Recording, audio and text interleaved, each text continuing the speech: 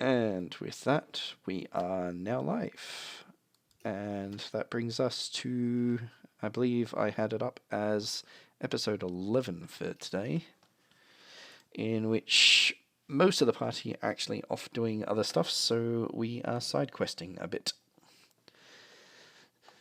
So to recap on the latest series of events, you went and paid the ambassador a late night call with the help of Blackjack and Spades from the Inquisition, names that thoroughly amused Bhajiri. You assassinated the ambassador and slunk off back into the night and escaped after torching the embassy. As you do. As you do.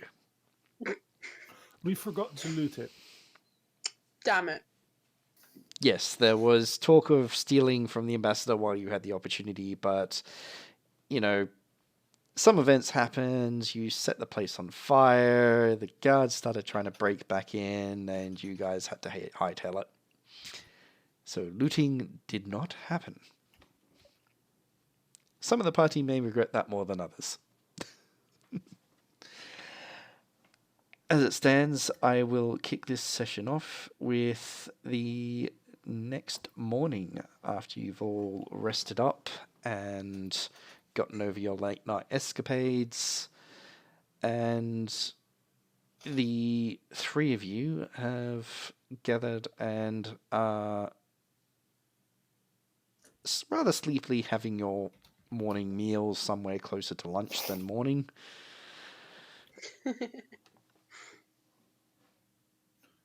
Good afternoon, lads and lady lads.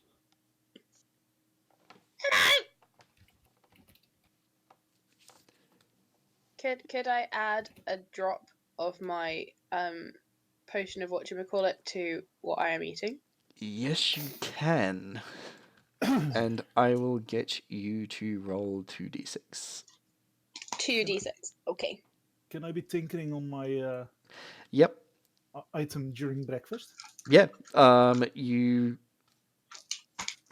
are lucky enough that there's not the whole crew there trying to shove meals down their throats, because you've got plenty of space to sort of spread yourself out.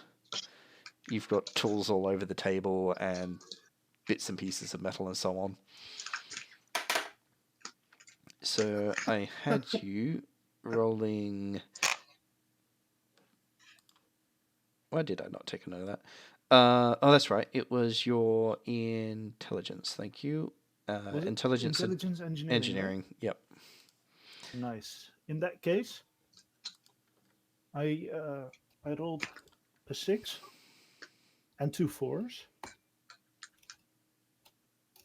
6 and 2 4s. I add 3 for intelligence and 2 for engineering. So that makes 14 plus 5 is 19. If I mathed that correctly. It seems I mathed it correctly. Rightio.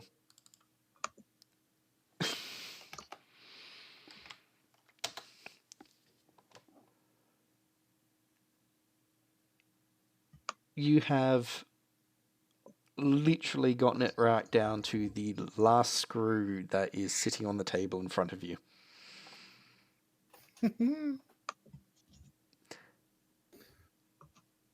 So now it's finished then?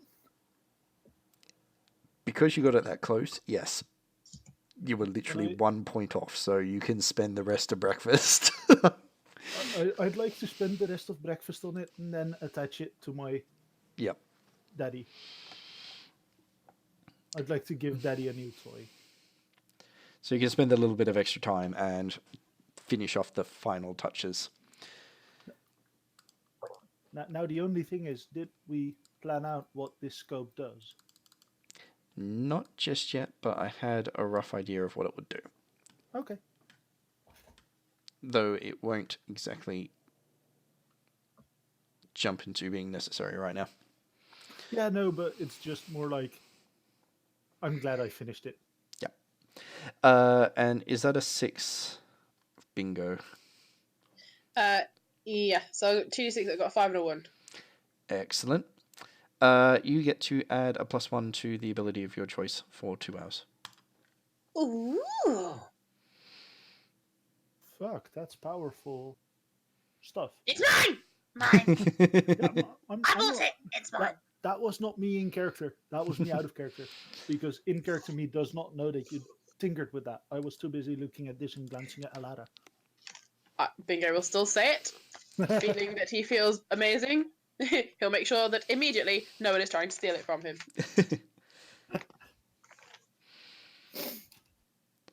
Right here.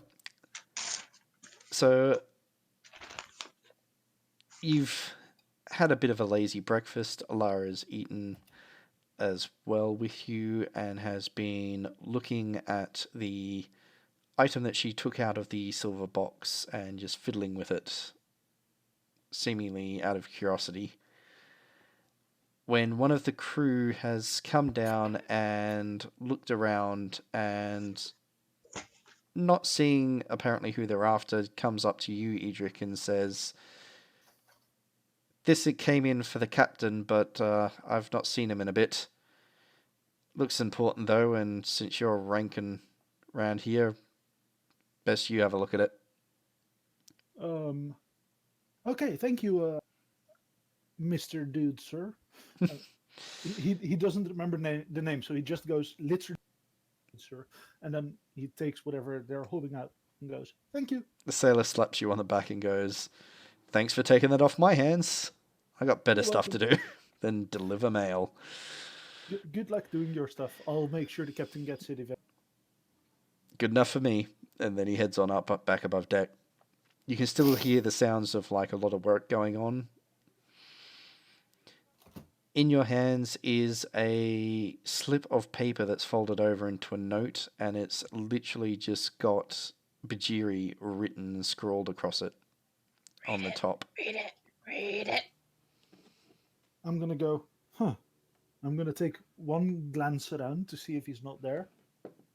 And then I'm gonna assume that Tarin and Bingo are at least somewhat relatively close.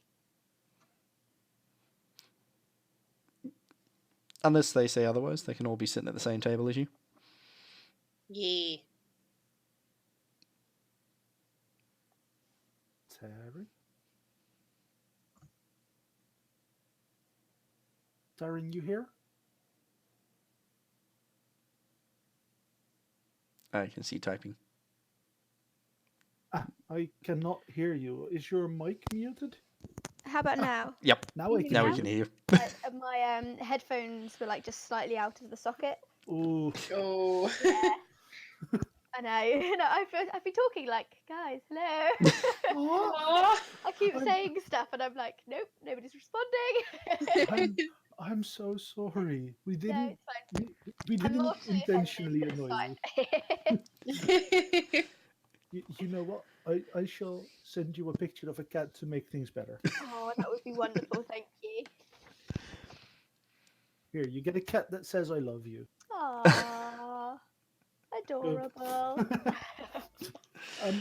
So the answer that we probably not heard, was it?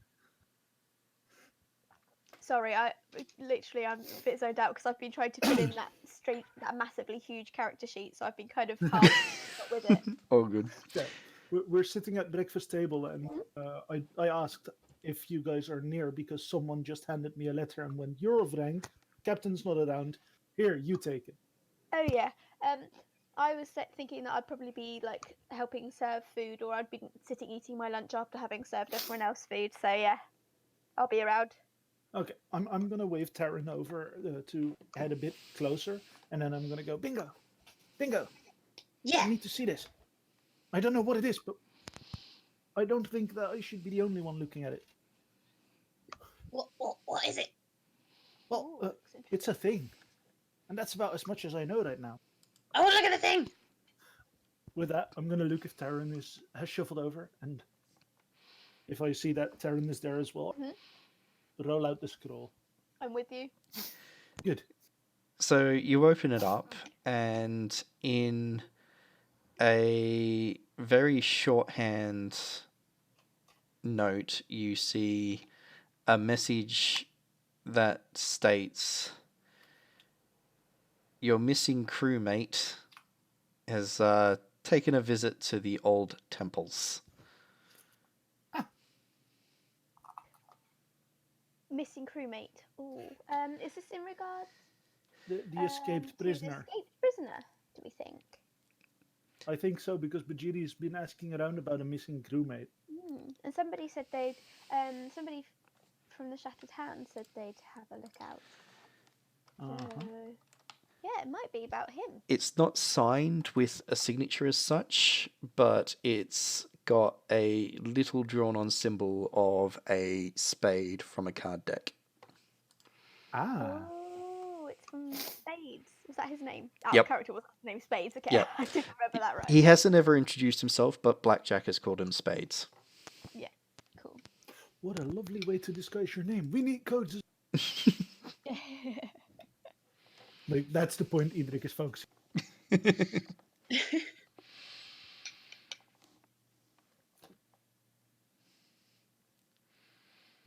Does anybody know where the temples are? I believe I've heard of them when we landed. Right? Most of you have, either in passing or someone occasionally heard mention of it, especially since you've been now in port for a couple of days. Mm-hmm. Usually it's been in relation to someone giving directions to passerbys as to other stuff as being in general direction of near the old temples. Right. It doesn't appear to be a destination that people actually go to themselves. Right, okay. So I'm quickly sending the map in the Yep. thing as well to help out. So, Tarin, you especially, since you were spending a lot of time walking around the port with Mug, have Yeah. picked up on it a lot more, and you've got a general inkling that it's towards the western part of the city. Okay, cool. So guys, should we well, the captain's not here, because obviously we got the note instead. So should we go? I kind of think I know where it is, this temple. In that case, I'll let you lead us, and I'll gladly follow. I think it's time I go out hunting anyway. Oh, okay. But bingo? Yes? Yeah. No? Yeah? Oh, okay. Right. We're off on a secret mission. We're off on a secret plot. Alara leans forward at that and goes, "Oh really? Where are you off to?" I don't know. Look, We're off to adventure. She just smiles at you, Edric, and goes, "Sounds like fun." So what should we get our stuff and go? Let's go talk to the guy. That gif is wildly appropriate. So appropriate. You're welcome. Yes, talk. That's a good idea. Talk first. While Find out. talking, I'm going to strap in pistols and sling my rifle over my back as well. Mm-hmm. Yeah, could we try to talk first? Possibly.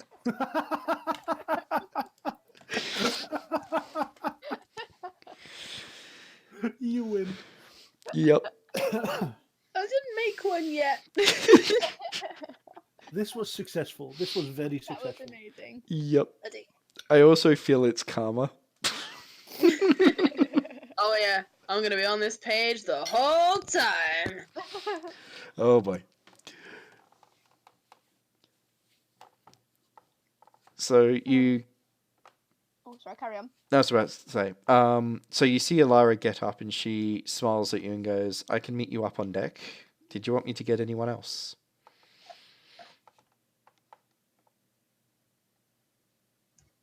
Can we rope in others as NPCs today, or Yeah, you could... it's gonna be us? She could ask around, or you could ask yourself if you can think of someone that you'd want to take along. I feel it would be quite entertaining if we brought Flaley along, since we've been chatting about him so much this evening. You're fairly certain that you've seen him at some point during the day on board, and you could track him down. Cool. That's what Tarin's going to do. Tarin's going to head off to grab some things. He's put some things together to take with him. Not that he actually has much. And track down Flaley to come and see if he wants to come and join in as well. So, up on deck, you see that most of the crew is helping the work parties with the final touches on the Cirrus. Flaley is sort of bringing materials up and down onto the ship, but he doesn't appear to be overly too busy. Okay. Most of the remaining work appears to be in the hands of actual craftsmen. Right. Tarin's going to walk on over and tap him on the shoulder and be like, oh crap, what's his actual name? I forgot what his real name was. It's pinned. Where is it? Okay, sorry. So Hey, I'll Flaley. copy that again. James Flaley McFlaley Harkins. Yes, James. Thank you. He's going to go up to him and be like, James, we were just wondering, we're going to go and find the escaped prisoner, and we were just, we were hoping you might have some help, and I wondered if you wanted to come along? James is going to look at you and then sort of look around at everything going on in the ship and goes, if it gets me away from this, the better. I am bored out of my mind. Yeah, it should be fun. Yeah, fun. It's going to be fun. Fun sounds good. Am I going to need anything? A flail. Weapons. Probably be advised. I'll make sure I get my... We're going to try talk, obviously, but just in case. Fair enough. I will go to my bunk and get my gear. Brilliant. Meet on deck in 10. Easy done. See you then. Aye, sir. Tarin's going to flush at being called sir and be like, oh, well, sir. That's quite exciting. He hasn't forgotten that he got drilled.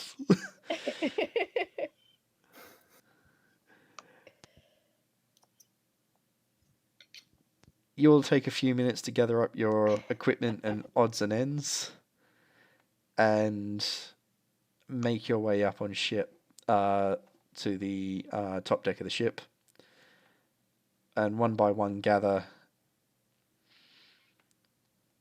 You see James Flaley McFlaley Hawkins in his old soldier gears.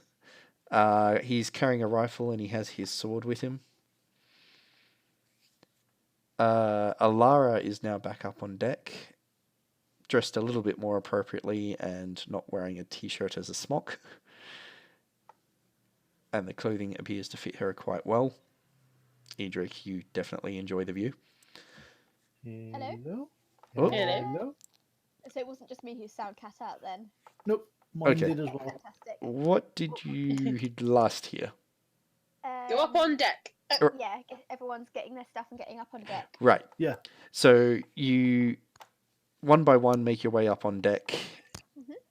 As you get up there, you see that Flaley has arrived. He's back into, rather than just his basic clothing that he's been wearing as a crewman, he's back in his soldier gear. He's got his rifle on shoulder and his sword strapped to his side. Fantastic. Well done. Alara is dressed in the new clothes that she has acquired from Tarin.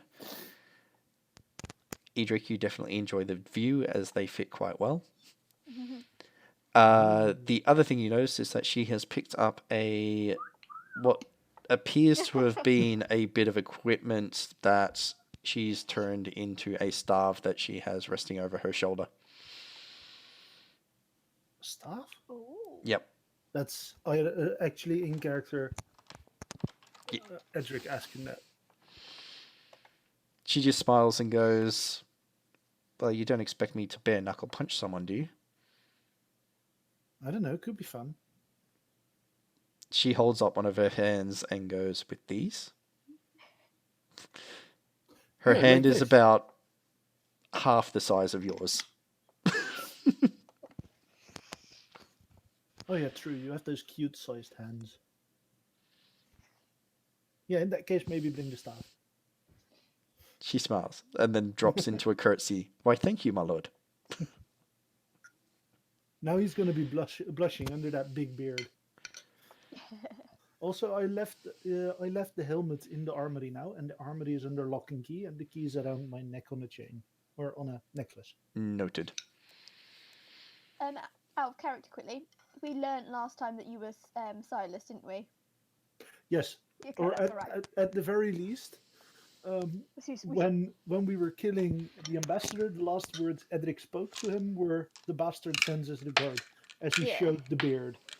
Yeah, because you took your helmet off or something earlier on in the evening, and we'd noticed, didn't we? That's fine. I just couldn't remember if that was my imagination or if we actually had remembered. Nope, No, that had happened. You all know that I'm Silas, or at least I'm fairly certain that you rolled high enough to know, and I don't know who else knows. I'd have to double check, but I believe it was Tarin and Mug actually that had worked it out. With Mug? Mug did the smart? Yeah, because remember he was like, no, definitely got different notes, but Oh yes. But because we were talking about that, I believe that made other people know it as well. Yeah. So in general, most people have worked it out. So that then I'd go under the assumption that Bingo as well knows it. Based on You think? timing, Bingo actually doesn't currently know. Because Bingo has been passed out down underneath deck for your entire night adventure. True. Bingo had a lot of coffee. True. So Bingo is one of the few people not knowing. Currently, yes. Also, neither does Flaley at the minute, but at the same time, he doesn't really know much about the contract either. I do have the beard out now though. Not the head and the face tattoos and the mohawk and everything, but the beard is like he's rocking that beard now. You see out of the corner of your eye that James Hawkins is looking at your beard with something akin to envy. I'm gonna look at him and I'm gonna say, next time I shave, you can have what's left of it. He pretends he has no idea what you're talking about, but you see him stroking his chin. I'm Love gonna this guy. I'm gonna add one more thing to say to him. You know what? You get a beer on me next time. He grins and goes, "I won't say no to a beer." This guy is such a babe. I like him so much. So where are we going? Tarin said something about temples. Yeah, we're going on a mission to talk to someone, and he's gonna say talk with like a lot of emphasis and air quotations. Tarin's gonna kind of flinch when he says that, turn around and be like, no, talk. Actually talk first. Are you Genuinely sure? talk. Yeah, yes. But Information. We need information. But my rifle is so good at talking. But your rifle tends to end the conversation. You say that as if it's an issue. Well, sometimes. Well, we kind of we need to know things. I don't really know what we need to know, but the captain would question him first. Oh, okay. I'll aim for the kneecaps then. Oh, okay. That way he can't run and you can talk. Sure. Yeah, sure. And I can make him cry anyway by poking the wounds. But Oh. there's blood, so I won't be looking at it while I poke the wounds.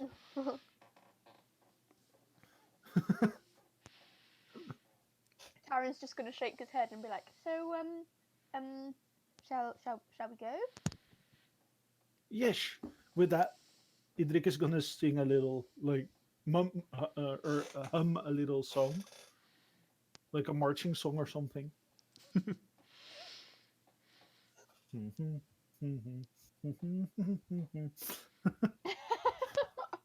After a few minutes of that, you notice that you're being echoed. And James has actually fallen into step with you and is humming along. Nice. As if it's just habit. He hasn't even realized it. That's brilliant. I'm just gonna continue on as we walk towards or as we follow Tarin, actually. Because Edric has no clue where they're going, besides it's called the temples. So you walk around the docks and past the ships, heading away from the markets and the Shattered Hand and past the district where the embassies are. There's still like a little bit of like smoke in the air from the previous night. There is a lot of guards running around, but they seem to be very preoccupied with something. They don't even spare you a second glance as they rush by. As you make your way further around, you notice that the area that you're getting into seems to be much more older than the rest of the city, and some areas of it are more run down. Not like the areas controlled by the Shattered Hand, where it's clearly dilapidated due to neglect and poor use. This is just, it's almost like it's been semi-abandoned. There are less and less people around as you go along.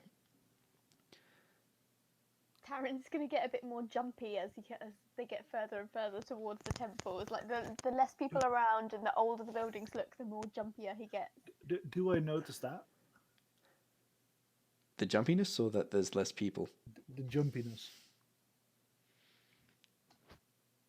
Tarin, are you trying to cover that up, or? No, I think it's just how he reacts to the fact that they're quite obviously walking into something that they think might be dangerous. I'd say that based on the fact that Tarin's not actually actively trying to hide it, that you would notice. In that case, can I sneak up on him, tap him on the shoulder and say boom, boo? You can. I'm gonna do all of those things. Depends on whether you want to do it sneakily. Well, I'd like him not to know that I'm headed for him before I. I will get you to do a dex. Do I need to roll? What I'll do is I'll get you to do a perception. Okay. 5, 4, 3. I'm going to say that Tarin didn't notice anything. Oh, actually, no, because he's got good perception. I got 7 in rolls, and then I've got 5 on. Oh, holy shit! Do I add seeing? Yep. Yeah, so 5 for perception in total, so that's 12 in total. You're looking around, and you're too focused on the buildings in front of you, the fact that you're getting to a point where like even the doors are just left wide open on some of these buildings, or they don't even have doors at all. Okay. And Edric claps his hand onto your shoulder out of the blue, right as you're staring at a really spooky looking place, and says, booming right in your ear. Tarin's going to scream long and hard and like freeze, and like it's going to be the girliest, like weakest scream, you know, like real high pitched and pathetic. gonna be one of those type screams. Oh no! Oh no! It was only intended as a joke. I'm sorry. This was I didn't mean to actually scare you that much. It's okay. Jesus. Yeah, I'm okay. I'm okay. I'm okay. Sure, I'm Would you okay. feel safer with a gun? They help me feel safe. No, no gun. Okay. Okay. I'm okay. I'm okay. So James has spun and he's lifted his rifle looking for a threat. Alara has just crossed her arms and raised an eyebrow at you, Edric. I'm gonna give her a bit of a thumbs up, She and then just I'm gonna giggles and shakes her head. yeah. At least she giggled and wasn't mad.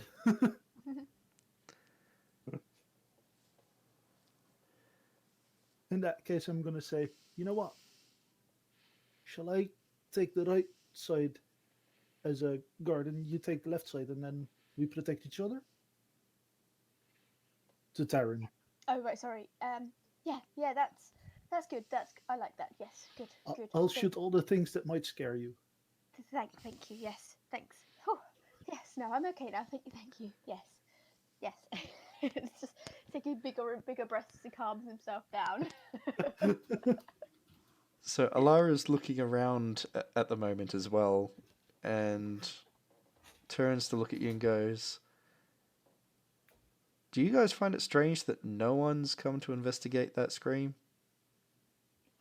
Well, on one half, yes. On the other half, are there even people here besides, well, you, and me?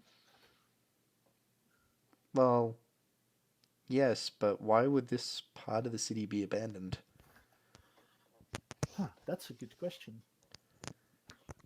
Maybe we can find out if we kill the thing that lives here. What would you think lives here? Did that note didn't say anything, did it? It said that the guy went here, but I assume he went looking for something or someone, or ooh, maybe there's a treasure here. We can be famous as treasure hunters in the temples. Oh, treasure. Like that one guy, Joni Indies. Oh, yes. The totally legit famous explorer.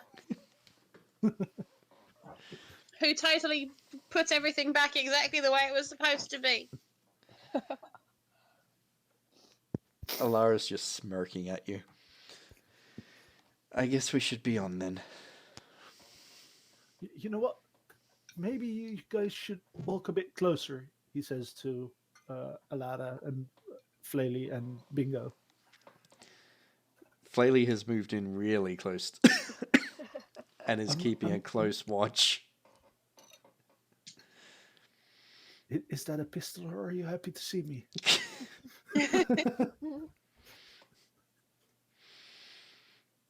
You hear him groan slightly at that and go, "Frankly, Sorry, after that last stunt, you're lucky I didn't shoot you by accident." Sorry, it's just me trying to break the tension here. Because it's scary out here, and I don't like that. Let's kill the things. All the things. As soon as you see anything to kill? Because I see nothing. No, not yet, but we'll find something to kill. He says with an almost eager look in his eyes.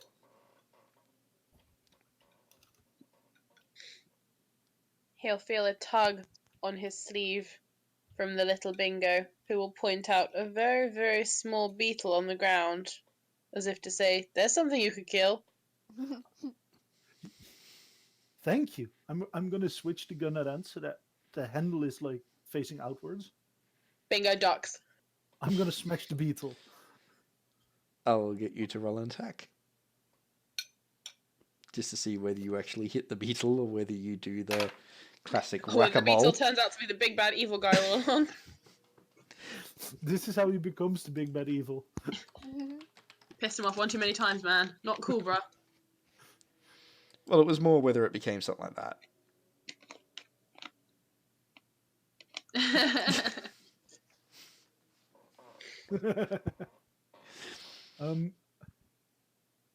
This feels like an really wasted roll. Did you 666 this thing? No, but I only rolled 1 point lower than that. Oh my god. Thank God I don't have to come up with a legendary story about how you squashed a beetle. So this would be. Do I just say it hits, or do I have to actually math this? You do not have to math it.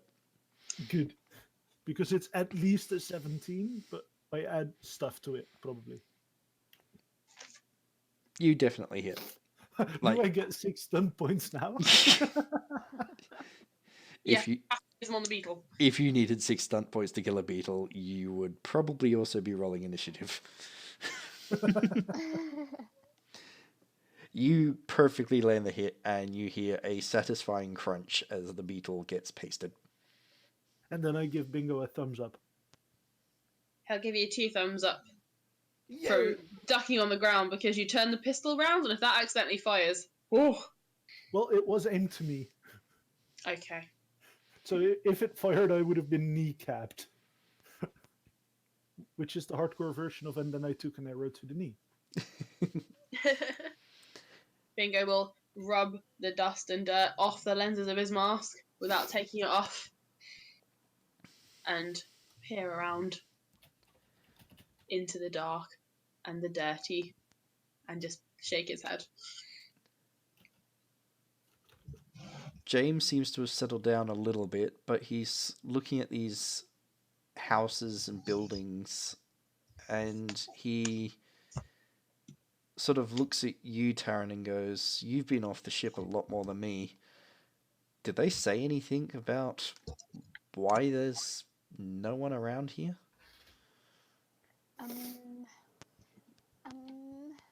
Well, I don't think so. I mean, I've always been kind of asking specific questions, so there's possibly a reason. I don't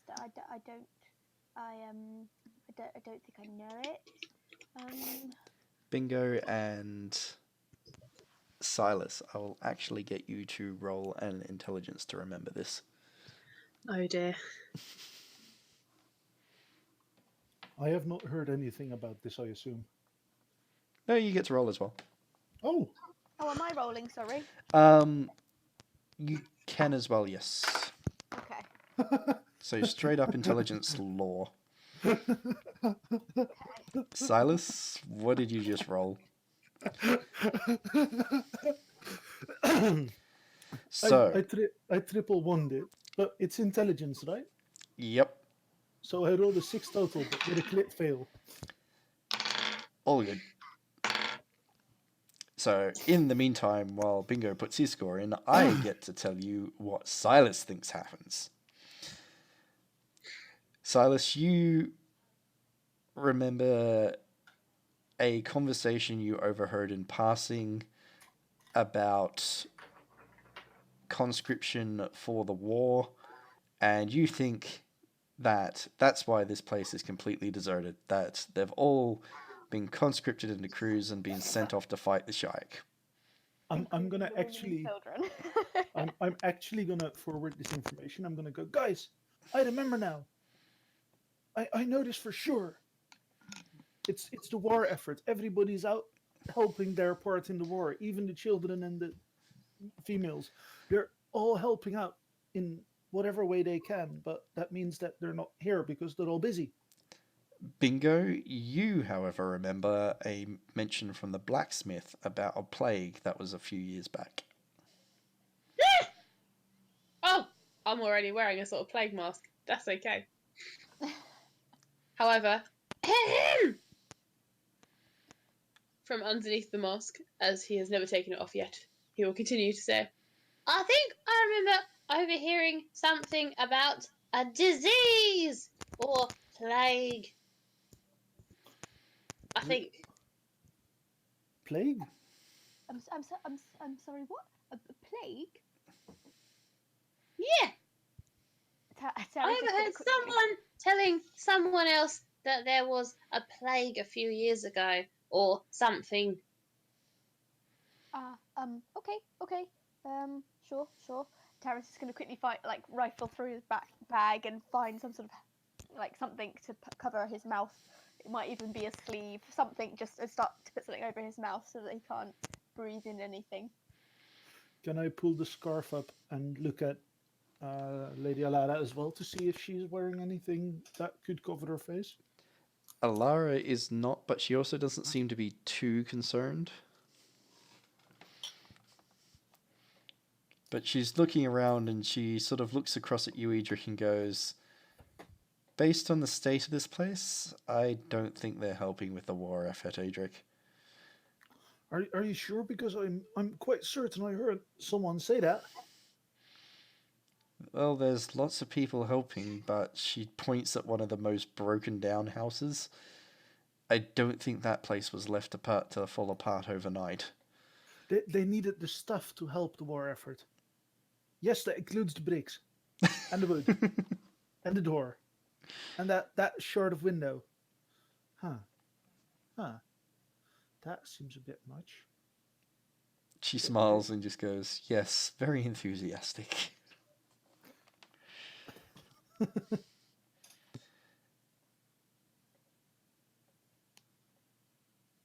She then turns to look at you. It's like, shall we make our way to the temple? I don't think we're going to find too many people between here and there. Okay. And with that, I'm going to sing a little song to help lighten the mood again, because people are probably more scared now that there's a plague mention. It doesn't take you much effort as well to see where you're heading now, as there seems to be like a wide boulevard that this street opens up onto that heads straight along towards the outer edge of the city. And you can see carved into the actual stone walls of the volcano caldera a very ornate sort of design of two giant statues that sort of stand on either end, carved kind of in relief into the wall itself. There's still a few buildings in the way, so you can't see what's below them. At least not yet. I want to run ahead and have a look, because I'm little. I was just going to say Tarin's going to want to have a look as well. So you make your way along. It's eerily quiet. There's not any noise. There's not even like the general din of people living in close cohabitation. There is just nothing. The only sound you can hear is like Edric humming and singing along.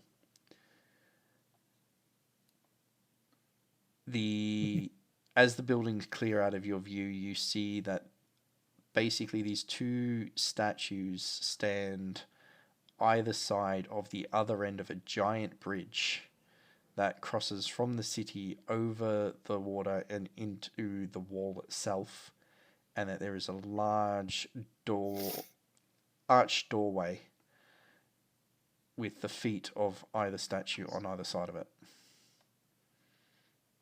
Right. This looks very temple-y. It does. Is there anything... Tarin's going to have like a really intense look, just in case there's a clue to anything. Edric's going to stand guard and look everywhere except for at the door, because that's where the peoples are looking. I'll get you both to roll perceptions, seeing. I do not know how to see. Perception seeing, is Yep. that? Okay. Okay, these dice are getting sin-binned. You did not triple one again, did you? No. I now rolled a total of 4 from the dice. Hey. Oh, this was going to be fun. Rightio. So, Tarin, you look around, and so you were looking for anything to sort of like explain what's happened here. Yeah. Were you not? Yeah. Well, just anything that might seem useful or Yeah. worth remembering. By and large, the entire place is clearly abandoned. But as you look across the bridge, you see that there is stuff sort of left in intervals along there, and with a very close look, you realize that it's been set up as barricades. Right. Ooh. The Great. and the barricades are made out of things like abandoned carts and crates and doors, as if it's like just been hastily thrown together. Okay. Is it obvious which sides the barricades are meant to be preventing as such? Is it barricading something coming from the temple or barricading something coming from the city? It appears to have been that they attempted to barricade something into the temple, Right. and by the way that they're set up, it looks potentially that they failed. Right. Okay. The thing that you also notice is that despite that it looks like someone tried to fight a battle here or block something in, there is no bodies, there's no skeletons, there's just the barricades. So no obvious indication of humans apart from the barricades themselves. Yep. Right. Interesting.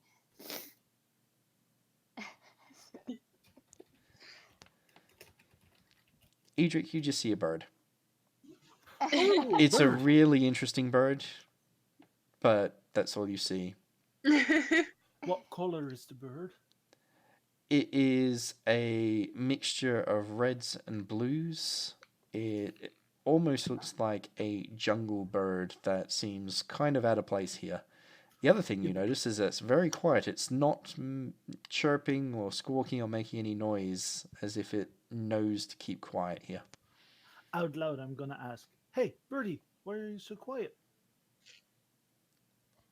Tarin's going to jump a bit at Edric saying something because she's been focusing so much on what she's seen, or he's seen even.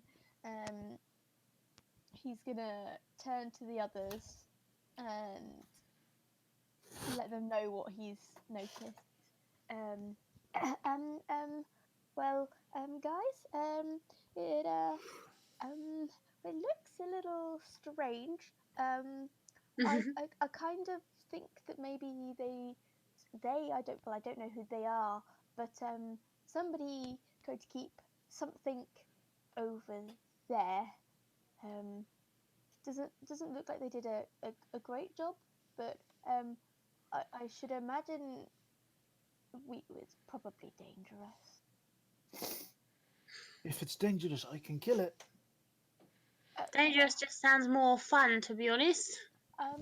But somebody's gone to a lot of effort to barricade it away. We might need reinforcements. Both Alara and James are now looking in your direction and at what you're seeing. Alara's got like a sort of thoughtful look on her face, and James is studying the barricades intently. And he glances at you, Tarin, and then at the rest of you and says, "Those weren't put together by soldiers. Or at least, not soldiers that weren't in a dead panic. Ooh. Even I could put something better together than that." Which is why you're on our crew. He laughs at that and then sort of sheepishly looks a bit over at Tarin and goes, "No, that's why I'm on your crew." No. Tarin's gonna blush and be like, "Sorry." In the meantime, Edric is actually gonna say out loud, because someone talked about reinforcements, "This bird looks really friendly. He can be our reinforcements. Can we go kill it now? Can we go kill the things now?" Not the bird, though. He's our friend. Alara's going to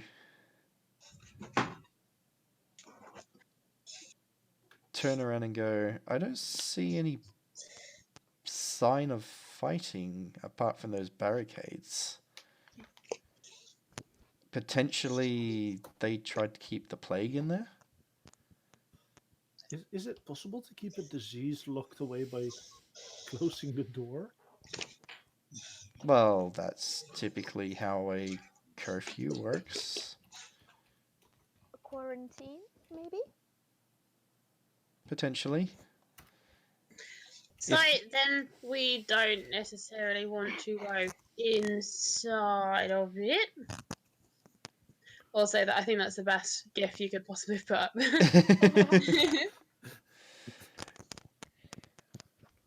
Alara's going to turn to the three of you, so Tarin, Edric, and I keep saying Edric, but it's Silas now. Tarin, Silas, and Bingo. And then she's going to ask, why would this Shayak sailor go and run into a plague, a plague temple of all things? Maybe he's looking for a weapon. Maybe he didn't know it was a plague temple, or maybe he knows he can't be affected by it. But Or- we know he went to the Shattered Hand first. We know he did something there, so he has information on what's here, I think. And I think whatever he's chasing must be worth something if he's willing to risk his life in a plague temple. Shall we go take the gold? It might not be gold. In that case, shall we go take it from him because he's been annoying to our captain and us? Sure. Yeah. Sure. Let's And if he's Awesome. gone in first, Yeah. at the very least, it sounds like it should be safe for us to traverse. This plague sounds like it was a long time ago. Yeah. Let's go. Let's go. And Yeah. Tarin's gonna hesitantly head towards the first barricade, or through the doors first of all. So you basically walk down this broad street and come to the edge of a bridge, and there's an archway on your side that's just a large decorative stone arch that then through which is the entry to the bridge. And there's 3 sets of barricades along the bridge itself. There's gaps in between the bits and pieces that you can easily walk through. And although the way it's all set up, you can't really see too clearly past the second set of barricades. The statues are on the other side. Okay. Tarin's gonna head through the archway in towards the first barricade, and look for ways through or over under it. However, Bingo follows enthusiastically. Now that Edric follows with a pulled out gun. seeing that Edric's pulled out his weapon, James is also got his rifle shouldered and is looking both forward with you guys, but occasionally glancing over his shoulders just to make sure nothing's coming up behind. I carry Daddy in my arms now. Alara is just sauntering along next to you all. Now that you're up close to the barricades, you can see exactly what James meant as well. These have just literally been piled together. There is carts there is doors, potentially from the nearest buildings, chairs, tables. It's just been thrown together into a pile. And it's been done so haphazardly that parts of it have sort of fallen down, and you can squeeze through and step over bits and pieces. The other thing is that, as you've already worked out, there are no bodies or sign of battle. There's not even weapons on the ground.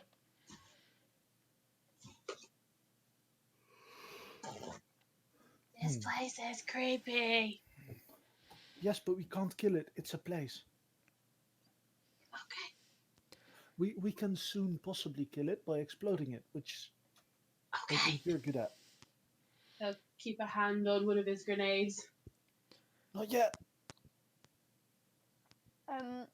Tarin's going to suggest if it's possible to try and create like a gap that we could all get through, but that could be easily barricaded again should we need to escape in a hurry.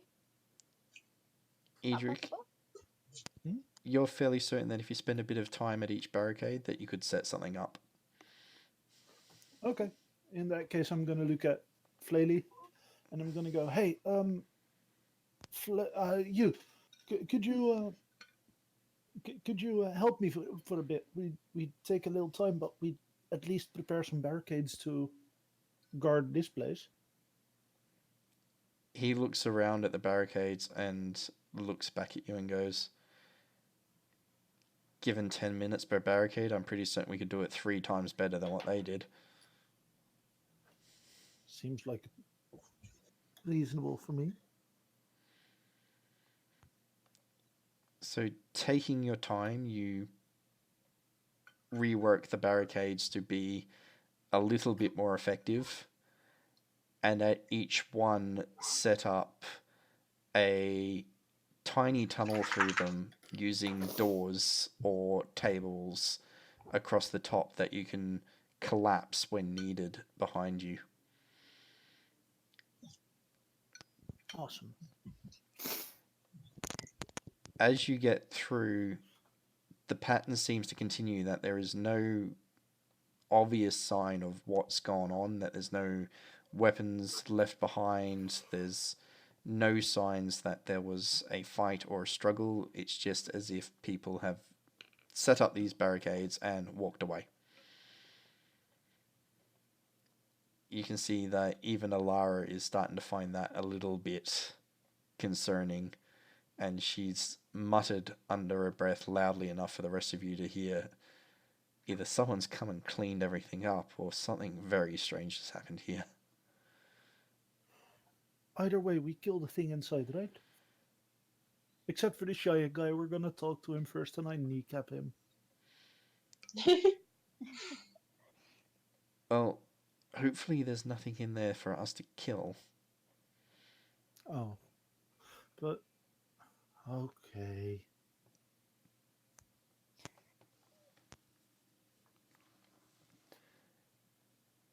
You walk the last 20 meters across the bridge and find yourself out the front of the doors of what is now very, very clearly an old temple, as the name described it, but it is older than the city. Its runes and carvings indicate a age and culture that possibly predates this city.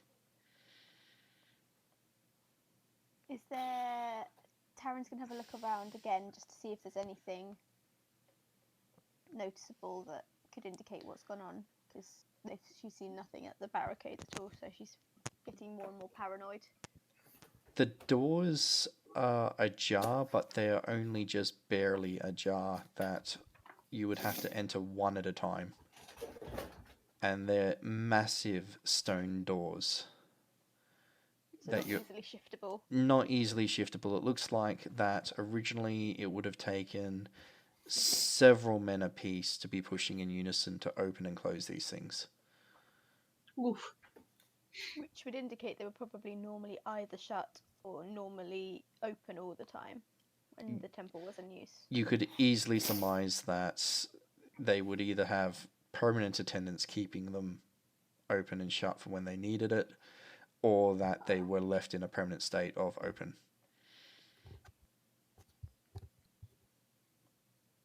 Which makes it more worrying. That This is all getting very suspicious. This does not seem like a good idea. Let's carry on. Yes. Who's going through first? Me! Then me. Are you sure? I've got a literal plague mask that I've been wearing for ages. You sure? Go for it. Go for it. Giddy! Bingo shall scamper in fast. In the meantime, I'm gonna be working on putting my scarf a little tighter around my face. You make your way through the door and find a large corridor leading off into the distance in front of you. Can I examine it for deadly trappy wappies? Rightio. Only the deadly ones. Well, yeah. The ones that maim or brutally injure don't really matter, do they? That will be a seeing perception check.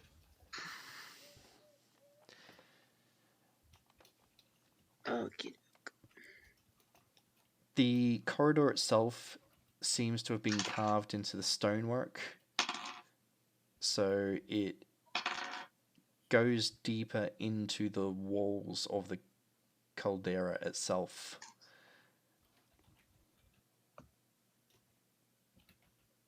Is there anything on the walls? Like, is it anything inscribed or anything? Or In this section, there is sort of decorations and kind of like religious or traditional artwork along the wall. You're not 100% certain of what. and are there any signs of people yet, or is it still? The one thing that is obvious is that it is lit. Someone appears to have gone and lit some torches in the walls. At least in this section. They haven't lit every one of them. That's just every now and again there's a torch that is lighting at the corridor enough for you to see all the way to the end to some degree of visibility. Okay, which means somebody's recently been past. I say recently, I mean like within a couple of hours. Yeah. Um. It's hard to tell how long the torches have been lit for. Okay, cool. Let's run in. Well. And bingo, to your knowledge, you don't see any traps. It's all safe! He's gonna, like, do a stage whisper.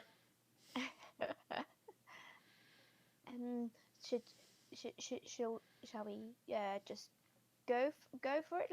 Let's walk. Does somebody have something we can use for a torch? I don't. To be fair, I don't think torches are a good idea near me. Yes. Right. James, could you take one of the wall sconces? Are they possible to like take out the sconces, or is it? Yeah, they're possible to be removed, and James sort of looks at his rifle and then goes to reach out for one, and Alara just smiles and goes, "I'll take it. We'll probably want you on your rifle." So she removes one of the torches and then stands roughly in the middle of you all, holding it high enough so that it's lighting up and not blinding any of you. Okay. Right. Let's go. Okay. Yeah. Sure. Let's go. Right. Okay. And then after that, Tarin hesitantly starts walking forwards. Aww. You walk along the corridor, and as you approach the end of it, you realize that it branches into a T-fork, so you have the option of left or right. Is there any indication of the person who's obviously been there beforehand, like footprints or anything like that?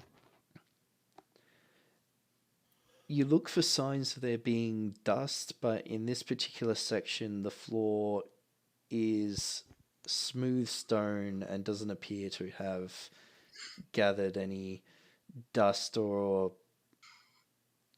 anything that would allow you to track any signs of movement in and out. Um, Karen's gonna stop and listen, see if he can hear anything from either way down the corridor, essentially. I will get you to roll a perception, hearing if you have. Remind me, guys, is it a good thing to split up or not a good thing? Not yet. No, not a good thing, please. Okay. No, thank you. Right, 6 plus 4 plus 2 plus 3 for my perception. That is 15. On your left, you don't hear anything except for the crackling of a torch, and on the right, you kind of feel the same, although you hear the occasional creak.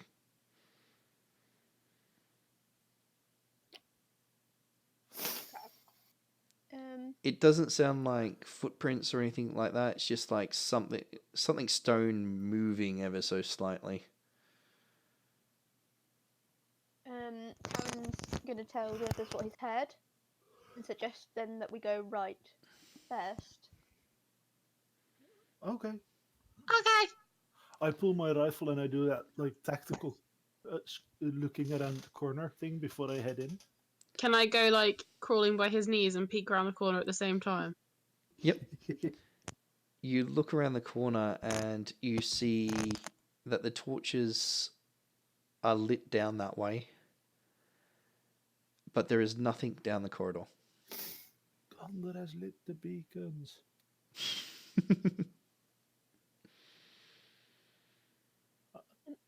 I'm gonna like wave behind me for the people behind me to come closer and prepare this journey downwards. Does anybody have anything we can use to mark where we are or where we're going, so we can find our way back? I was gonna suggest dead bodies, but seeing as we haven't found anybody to kill, that's gonna be difficult. Right. Yes. I mean, I kind of have something, but not really. Alara smiles and goes, "Leave it to me. Can I borrow one of your knives?" Yeah, yes, sure. And Tarin hands over a dagger. She takes the dagger and then pokes her fingertip with it and hands it back. And with a single drop of blood, marks the wall. Oh, that was clever. Oh, yes, that'll work. Silas will be shuddering. She looks across at you, Silas, and smiles and goes, "I see that hasn't changed."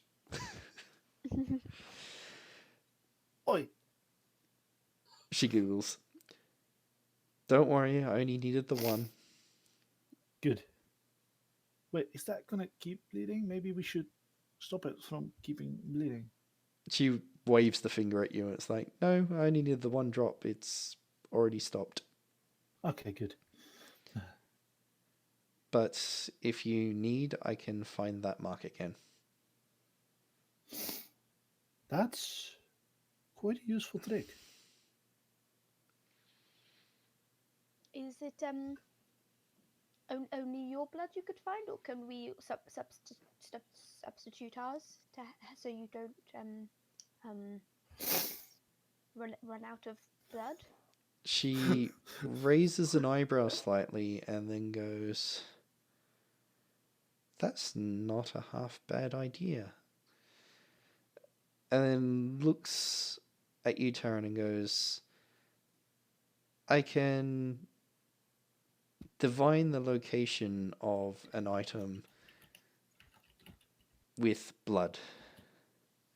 Oh, Or more, wow. I can mark something with blood and find it." Oh, is that magic? It's something along those lines, yes. but Oh. it's Wow. even easier if I have more people to choose from. Ooh. Not it. Not it. I can give blood. I suppose. I'm gonna actively step away from this conversation. She smiles and goes, I don't really need it here. The fact that I can trace my own and find this place is enough, but if we need to find another place, it would be good if I could track one of yours. I'm okay with that. I can go next.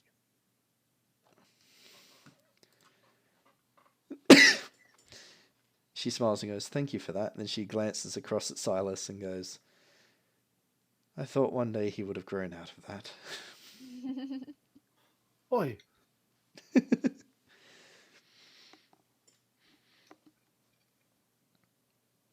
It's just that blood is terrifying. It has And- its uses.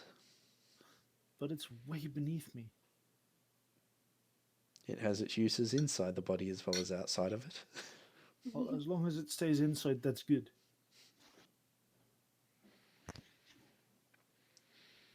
Shall we keep going? Yes. Sure. It won't let me navigate as if knowing every left and right, but I'll be able to point out that mark to you all like a compass.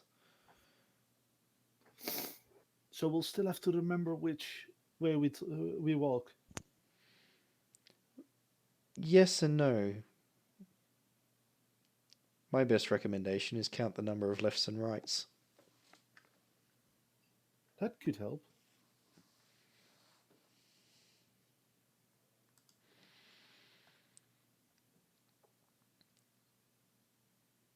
As you Well- make your way further along the corridor, James has just started to edge forward looking for whatever it was that you were hearing. And he gets to the next corner and glances around and then looks back at you and just shakes his head and goes, nothing there other. Shall we kill it anyway, just to be sure? He raises an eyebrow and goes, how do you kill nothing? Well, by not shooting it, I guess.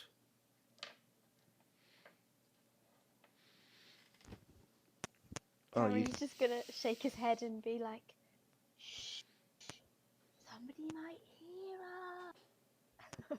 And then we shoot them. Tarin's just gonna roll his eyes.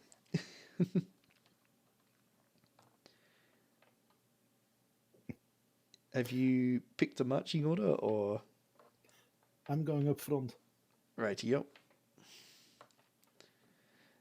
So you've walked in the corridor and turned right and gone down the right end of the T, and you've got a very short corridor on the right that James has glanced down and not seen anything. So you're going to walk past James and continue? Yeah. Rightio. I will actually get you to do a dex check. Oh, for Christ's sakes. Oh, I'm glad I sent in the previous dice.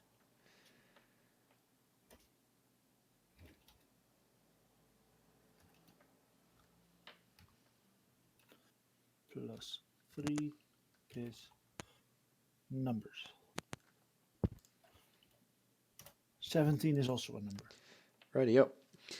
So you just stride past James as there was nothing to see and start walking down that corridor. As you make it to the next corner, you step forward and you hear the exact same creak that you heard earlier. And the Whoa. stone slab beneath you starts to shift. You backpedal on your feet rapidly as you feel it start to move and find yourself standing on the lip of a drop. That looks like it would be bad for your health. Looking down, you see that there's a room below that this stone slab has dropped into. The creaking appears to have been the supports underneath of what used to be the roof for the room previously below. There's a lot of rubble and debris down there.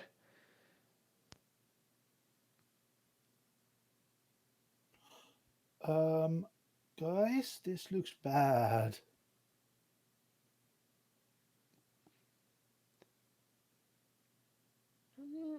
When you say bad, how exactly do you mean?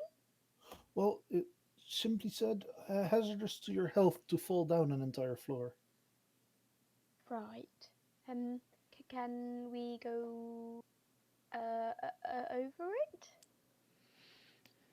It's a single large slab that's dropped down, but you can edge around it without risking toppling over. We can go around it if that helps.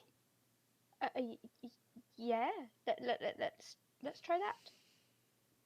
Let's get down to business. One by one, you shuffle around it.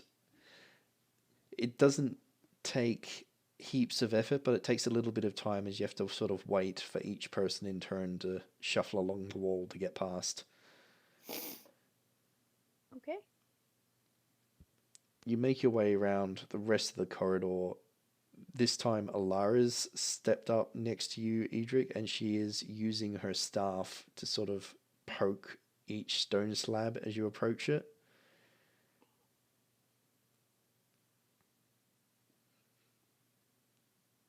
It's a bit Okay, more that's a slow good idea. going, but you don't find any more loose tiles or slabs along the way. Oh. It takes a couple more corners and you are now on a long stretch of corridor, and you can see in the distance torches along the walls that then stop by a doorway. Guys, that's where he is. Let's go there and kill him. Well, I thought we were going to talk. Oh yeah, let's talk to him. I'm gonna do air Yeah. quotation marks again. Talk. Is that by my gun? No. With your speech. Oh. Yeah. But I'm better with my gun. Yeah. Yeah. But could we save the gun for later? Okay, plan B. Got it. Wait. What's plan B? The gun. Yeah. Tarin's just gonna be like, sure. Let's just go.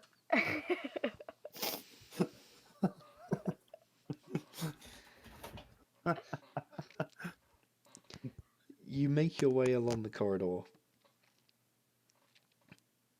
and as you get close to where the torch, or the last torch on the wall is, you realize that the corridor seems to go a bit further than that, but drops into darkness along that part of the tunnel, so you can't quite see. You find yourself with 2 doors on your left.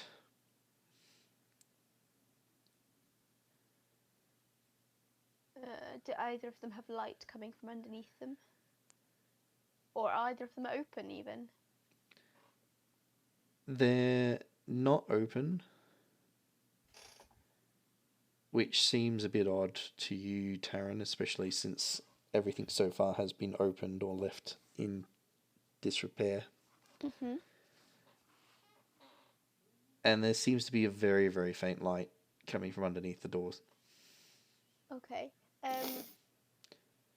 There's Tarin's going to Sorry, I was about. Whisper. Oh, sorry. Do you want Sorry. to carry on? Yeah, I was just going to quickly describe that the two doors are about 2 meters apart from each other, and both of them Okay. seem to have that faint light underneath them. Oh, okay.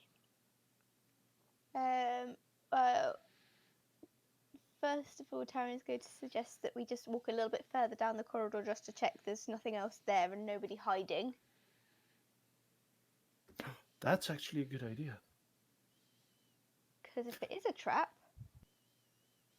the room would be the logical place to go. And that would, somebody might be waiting in an ambush. I pull out my daddy and I walk along the line or along the hallway to kill whoever's there waiting for us. You make your way along, and as you get to the next part where you'd have expected to see a torch, you smell smoke, but you don't see any torches left lit, or any sign that they were lit in the recent past. It's very hard to make out as you go along, as you step further and further away from the light.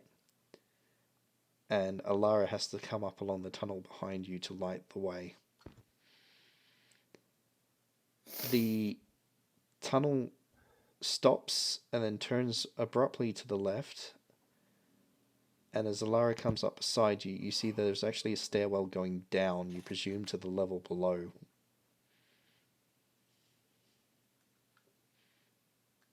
Okay, and do I see anything below? The bottom end of the staircase is completely shrouded in darkness. He's possibly not here.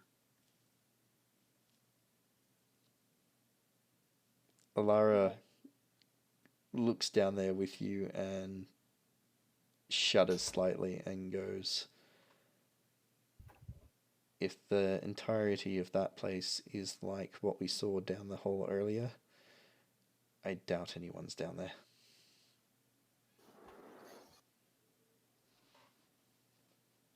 There's possibly no one here. I don't have proof, and I'm not going to say to my companions that it's guaranteed if I don't have proof.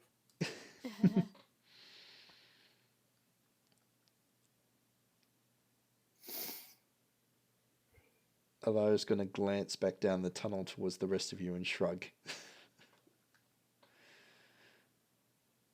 Do we go down or do we go through there?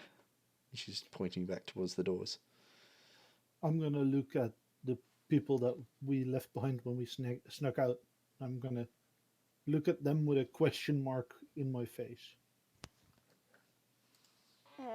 Tarin's going to do one of those moments where he looks at the doors, looks at you two, looks back at the doors, looks at you two again, frowns in confusion for a bit, and then goes, the doors, maybe? Okay, let's do it.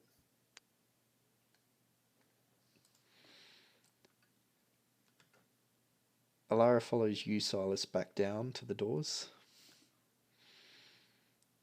And James thinks about using his rifle before slinging it back over his shoulder and drawing his sword. Tarin's going to also draw her sword and dagger so that she's prepared for anything through that door. I'm going to pull out my rifle and sit back. Like, almost as the backup.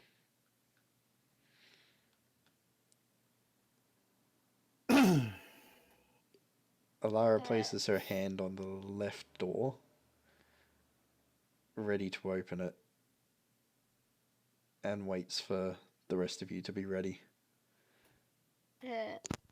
Tarin is prepared to go through first if nobody else wants to, so that whilst Alara opens the door, Tarin rushes through so Alara is safe, if that makes sense. Yep. So Alara's going to glance around, and as soon as she's judged that everyone's... Hello. Hey. Sorry, I think my sound went for a second then. All good. No problem. Welcome back. Sorry. What did you last hear? I'm not sure. I was saying hello for a bit, but that's okay. So everyone's stacked up on the 2 doors that you found down the longer corridor after deciding that the dark downstairs staircase was not all that exciting a prospect to investigate. There were probably cooler things to find here. The Yes. argument that Edric Silas is going to use instead of actually going to say that was scary dark down there. Just convince everyone else it was their idea and you don't look scared at all.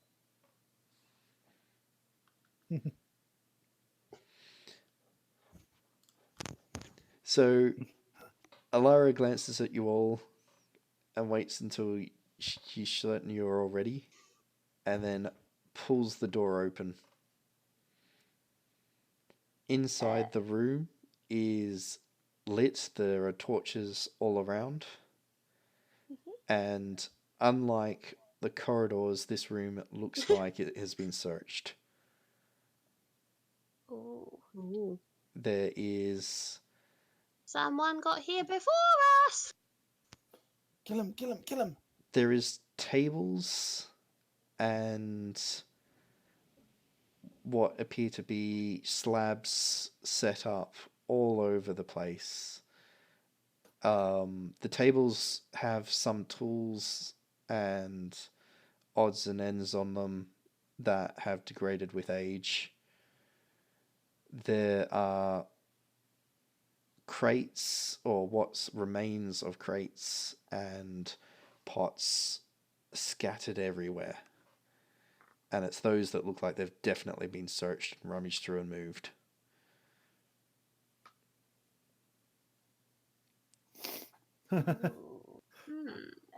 Is there anything to suggest what might have been being looked for? So like other pots indicative of what they might have been holding as such, or could possibly. So on closer inspection from you, Tarin, the crates appear to have what's the remainder of blankets or cloth and linen through them.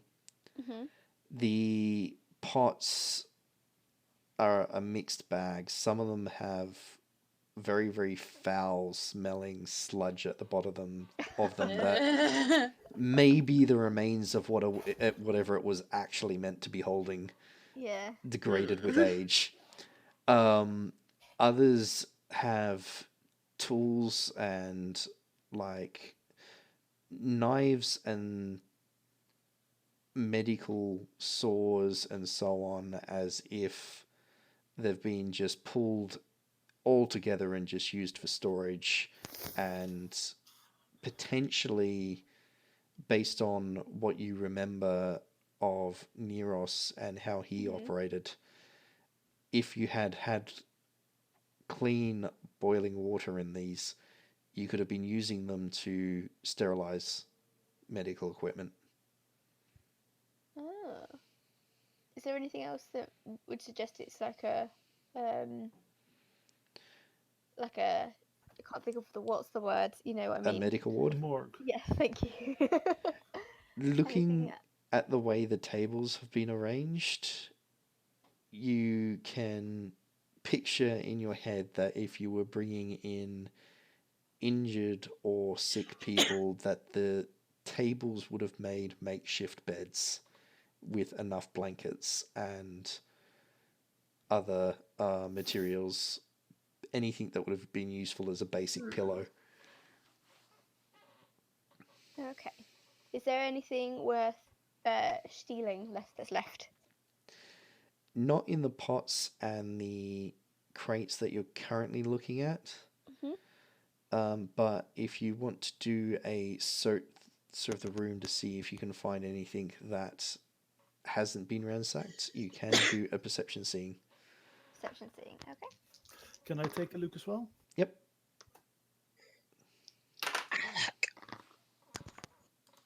Right, I got 8 plus 3 with my perception, 11 plus 2, I got 13. Tarin, you don't really find heaps out of the ordinary apart from the pots and the sludge and more linen blankets that look like they have degraded with age. Yep. Silas, you're rummaging up near the only stone slab in the room that looks very much like an altar. And as you're poking around it, you find a shelf that appears to have been carved into it in the design. And realizing that it's not just part of the imagery but a way of storage, you start slowly opening and shutting them. Most don't really have anything of interest in there, but you do open one and find a small golden statuette. I'm gonna take it. As you pull it out into the light, you see Uh-oh. a tiny statuette about the size of your fist. It looks to be made of solid gold and is in the shape of a dancer. Is in the shape of? A dancer. Ah.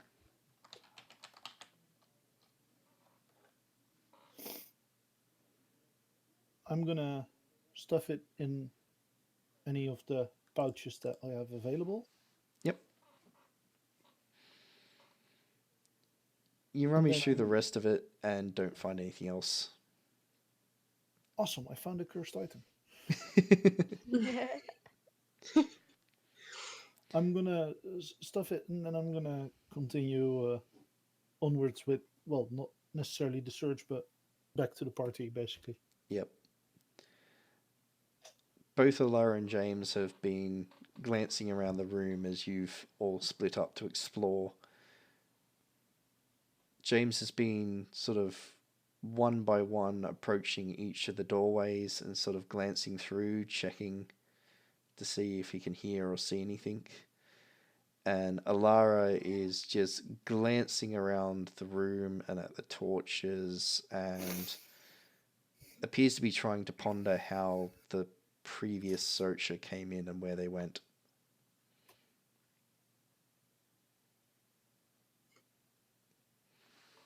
Awesome. After a minute or two, she glances up at the rest of you and then says, I don't think your friend came here just to loot an old temple.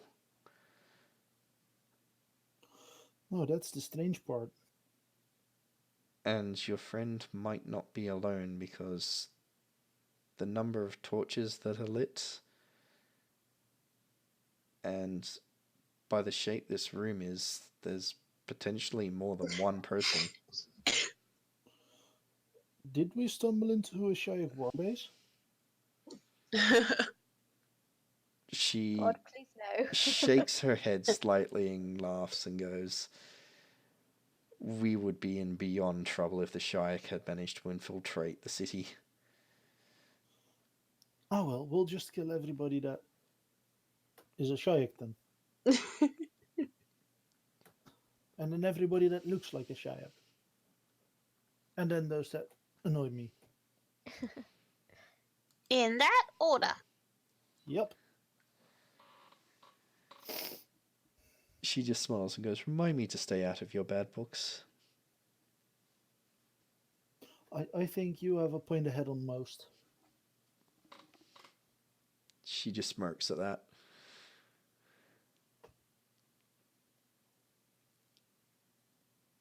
She looks at the various doorways and then turns to the rest of you and goes, I'm going to presume that if they came here in a group, then they split up at this point because each of those passageways is lit. Uh-oh. Oh no.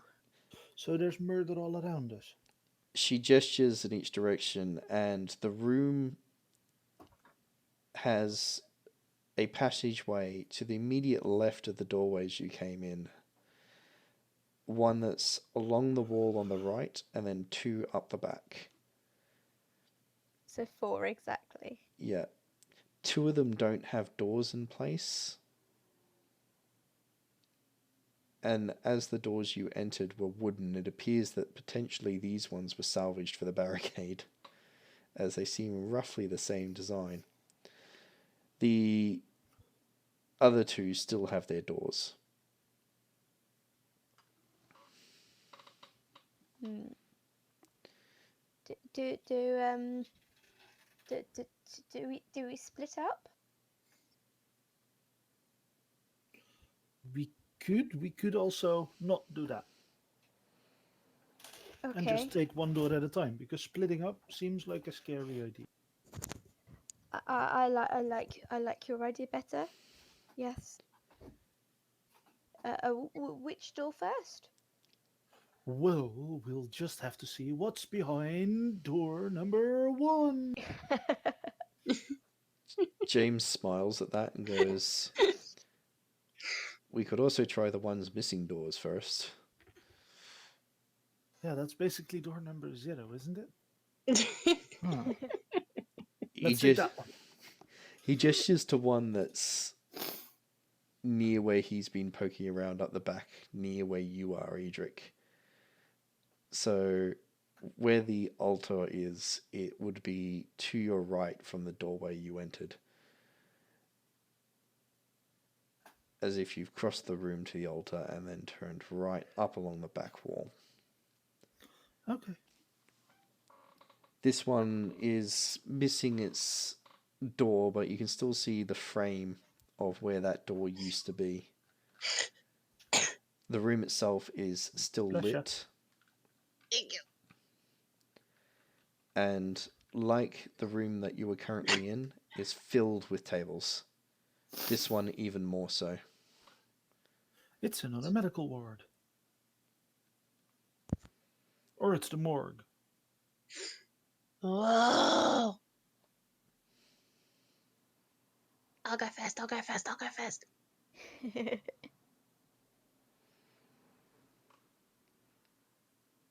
As you Okay.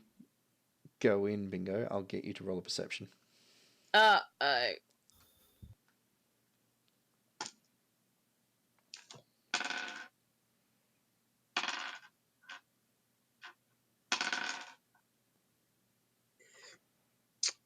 Yeah. That's the 10. Righty up. Well done. Everything's fine in here. It's all fine. How are you? Everything's fine and get stabbed. Bingo, you make your way in, and this room is more crammed with tables than the previous one, so you have to make your way between them. And considering the tables are roughly head height on yourself, you can't really see too much of what's on top of them. Mm-mm. Oh god, it's going to be an angry cat, isn't it? You find that the room's only roughly half lit. The bit closest to you was the bit that, as you entered, had the torches. So you slowly make your way further into it so that you try to get to the dead center and to scope the room to the best of your ability.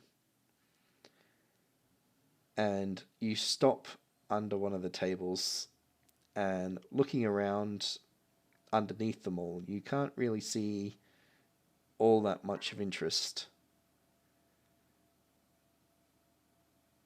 And as you turn to look back to the rest of the group as they start to enter the room, you feel a drip on your head. Oh no.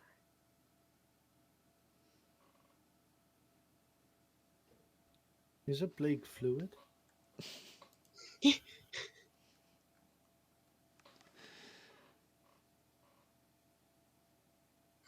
Bingo, do you react to the dripping or just something wet hits just on the top of your forehead where the mask is, and then runs down it. Ooh. Is it like wet or is it like sticky? Ooh, this is literally making me goosebump up. It is wet. Same. Are we talking like water or are we talking like blood or slime? It is wet. It is a consistency a bit thicker than water. Do you run I'll put my finger in a bit of it on my mask and look at it. Looking at it, as you pull your finger away, there's red. I'll look up to where it's coming from. Looking up, you see a hand hanging off the edge of the table above you that you have just walked clean underneath. Being And- really glad I've got a mask on right now. And there is blood dripping off it.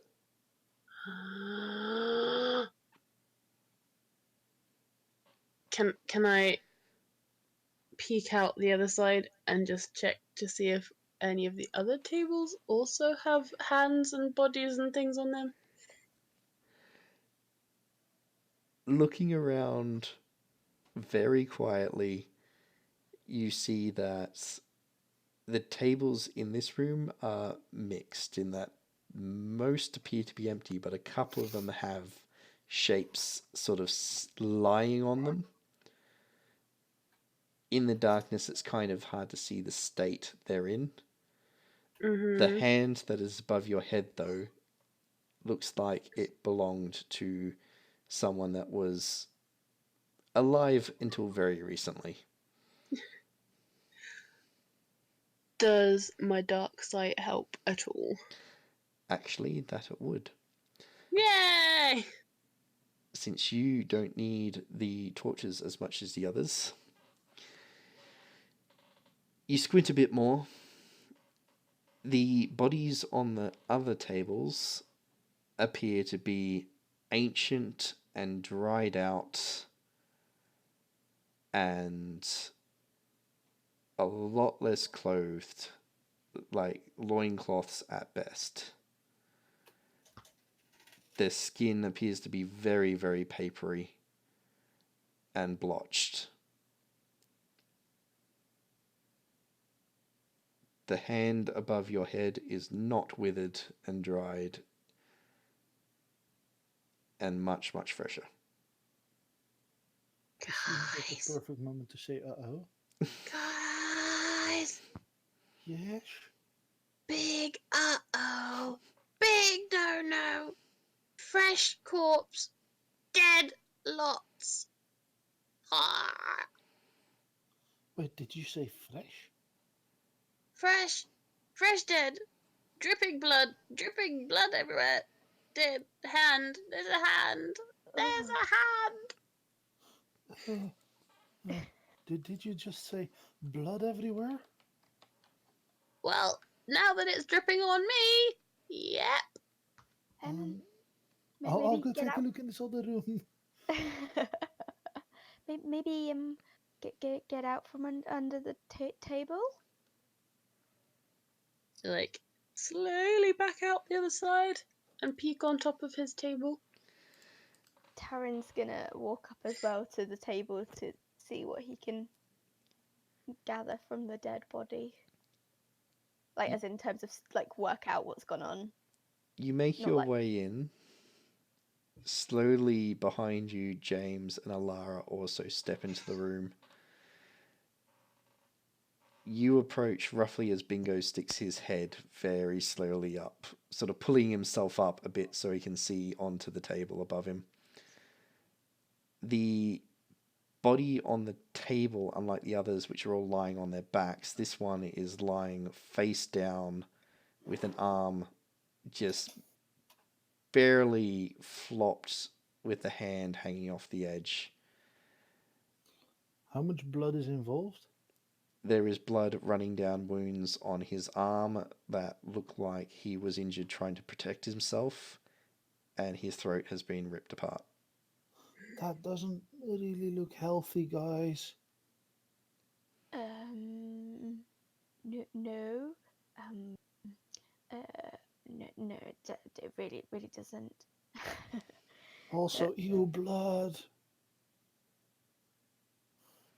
Alara leans closer and starts looking at the wounds and frowns and looks at the rest of you and goes, "These weren't done by weapons." What were they done by? She takes the hand and turns it slightly so that you can see more of the arm, and you can clearly make out teeth marks. Blood.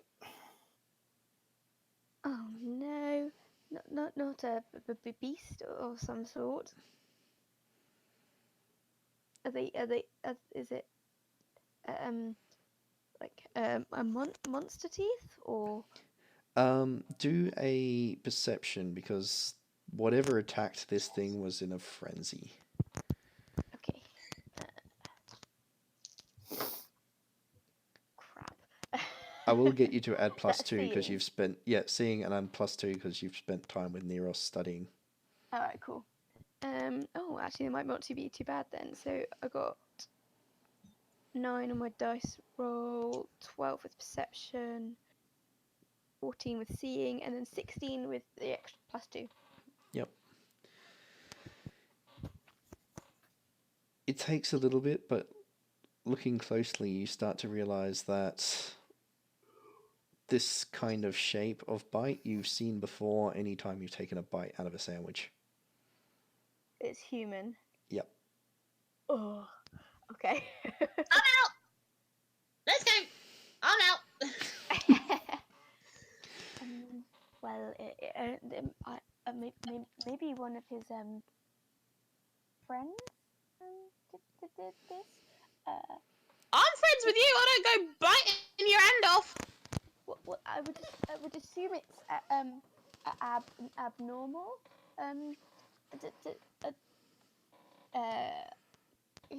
Can Tarin go check out the mummies to see if any of them have similar things to suggest that the plague might be the cause of the frenzy?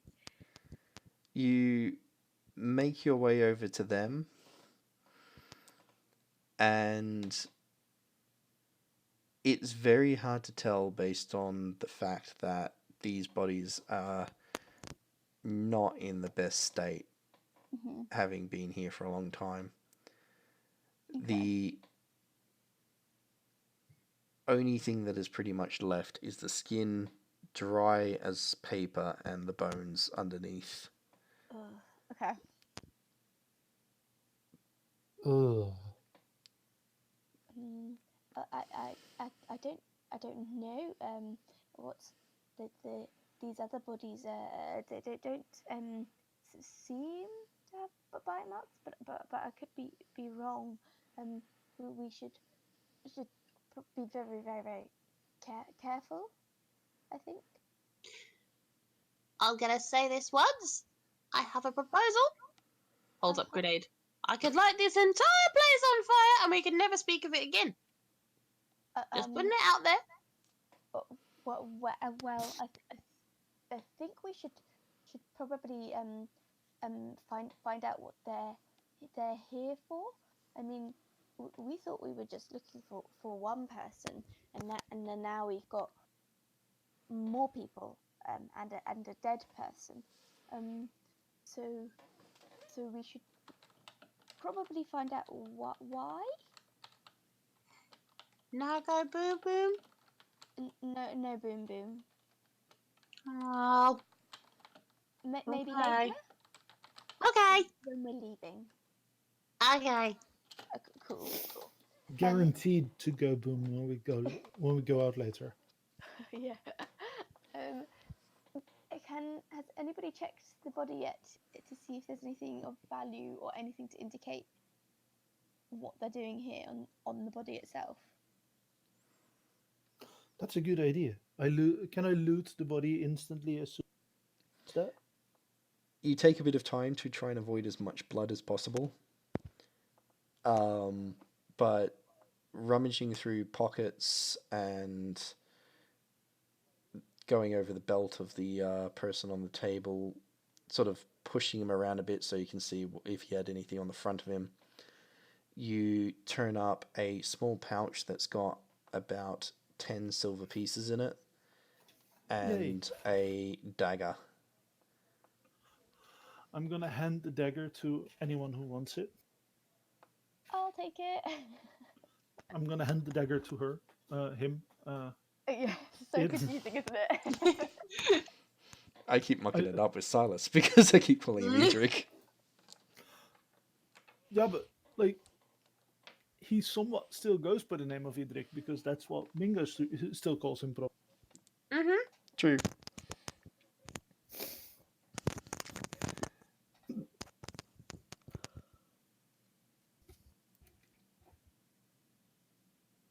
Looking at the body as well, Tarin, you can roughly tell that whatever happened to him, Mm-hmm. he came into this room and potentially got attacked from behind. From behind, okay. In which case, Tarin's going to rapidly spin around just to check nothing's behind them because he freaked himself out by that observation. With that quick spin, you find yourself facing James, who jumps. Oh, sorry. He just Oh. shudders and goes, "Well, I'm glad it was that poor sod and not us." Same, yeah. We should probably look for the others now. Let's just hope there's not more bodies. At least they're easier, somewhat to deal with than when they're alive. Oh, Well, no, these are bloody.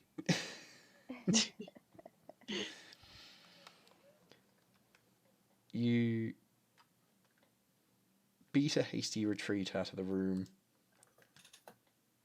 and back into the light. I like to think Bingo is literally just walking backwards this entire time. Just shaking his head. Nope. Half of the party nopes their way back out of the room. Now that everybody is noping out, it doesn't seem like I'm a scaredy cat anymore, so I'm going to run out and act like I'm the first one protecting.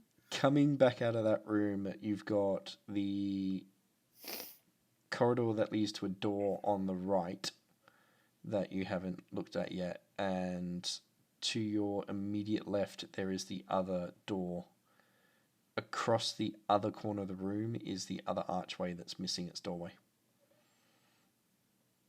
Shall we do the ones with no doors first? It's easier to run if there's a no door blocking us. That seems like a good idea. Mm. But why would we run if we could also kill? We don't know what we're coming up against. Might be safer to have lots of options. Okay, good. James just glances at you, Silas, and says, "If it's a choice between running and winding up like that poor sod, I'm out of here." Silas is going to mumble under his breath, "Coward."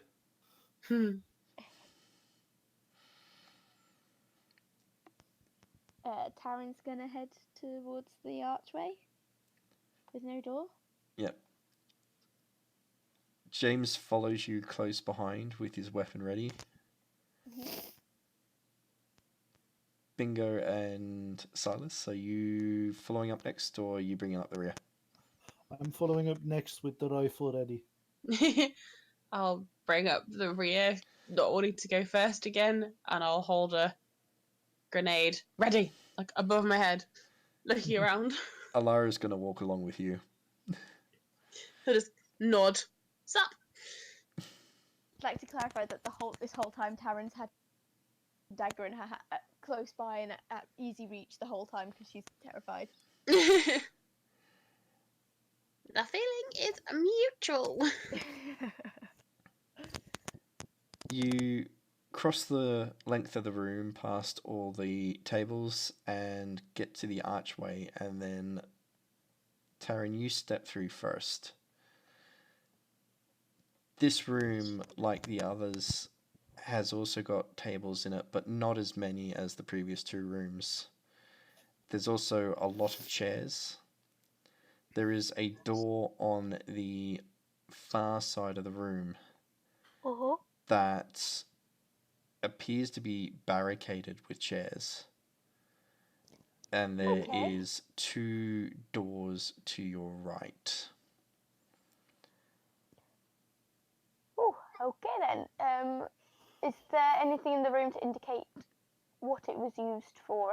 Is it more like impromptu medical ward stuff, or is it a different feel entirely? The tables closest appear to still also have that medical layout set up, but the rest of the room is set up with large stone pews that look like they couldn't actually be removed. They're sort of carved into the ground itself. And like the previous room, it also has a altar, but a smaller one. This one also with a stone statue. Edric, it's very similar to the gold one that's in your pocket. Okay.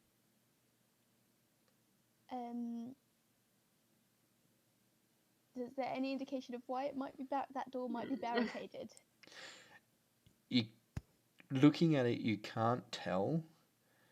You can just see that chairs have been stacked against it in a hurry.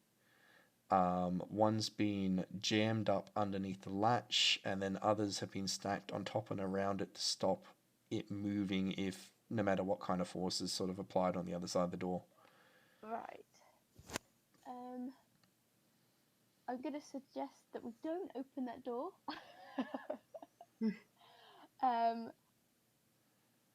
Because I would imagine won't have been the people that we're looking for who've done that. It will have been done when the temple was abandoned in the first place. So Tarin's gonna go to some of the other 2. Would you say there were 2 other doors there? Yep, there are 2 other doors. So both of them are up the back of the room. Okay. So one's on the right-hand wall and one's directly up on the back wall. Okay. Do either of them show any signs of recently being used or have any light coming out from underneath them or anything? You can't see any light under either door. As far as use, they appear to be in good enough nick to open and close with ease, but you can't tell if either of them has been opened the most recently. Okay. In which case, I'll go for the one at the very back. Go through there if everyone's happy to join. Following, safe distance behind. I'm happy to join. Glenn, I'm gonna have to put out there that I have to stop in at like 15 minutes at the most. Not a problem. I will actually get you into this room and we can stop it there. Uh-oh, that means there's something terrible in this room. Yeah. Oh no. Oh no. So, who's first up in order? I'll go in first. Yep. I've chose the door, so. Right. So, Tarin, you open the door. And see 3 men in the center of the room, one of them with a torch held high overhead, all of them with weapons out and back to back. Around them, in the darkness, are a bunch of figures that appear to be staying roughly out of the light. I just had the exact same thought. I then changed it to light sensitive zombies. Glenn, I have one quick question. Yep. That statue of the god figure. Yep. Or at least I assume as much. Does it look like any one of us? Even remotely? In a pinch, you're fairly certain that you could, with changing hairstyle and so on, have Alara look like that. it's a human form. It's hard to tell whether it's elven or just human, especially on such a small work of art. If you were absolutely desperate, your thought processes, you could probably even make Tarin look that way.